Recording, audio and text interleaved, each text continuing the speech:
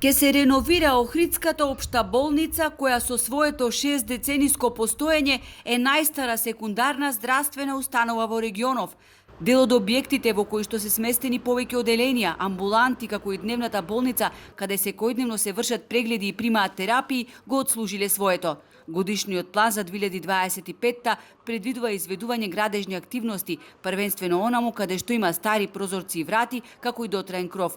Најкритично е на гериатрија, кожно и медицина на труд. Сите три оделенија се сместени во иста зграда која се распаѓа. Новото раководство на болницата веќе започна со целосно санирање на состојбите.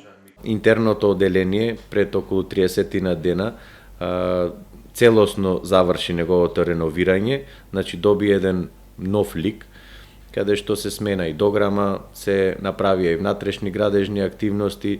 Нашиот план, нормално во можност на средствата, се да се реконструираат и другите оделенија во интернистичката зграда, како и во делот за гериатрија и кожни заболувања, каде што навистина се дотрајани објекти.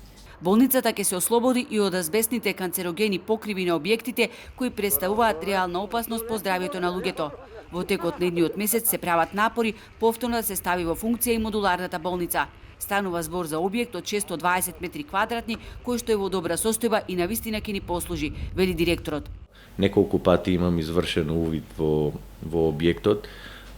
Основниот проблем е во однос на кондензација, значи која што се создава моментално во модуларната болница, има уште неколку критериуми во однос на водоелектроинсталација, како и под и кров, кои што треба ние као болница да ги репарираме како би добиле согласност за користење на модуларната болница.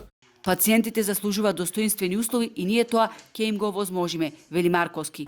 Инаку за подсетување во рамки на болницата во 2013-та се изгради целосно нов блок во кој се сместени хирургија, урологија, оделението за уво, нос и грло, како и гинекологија.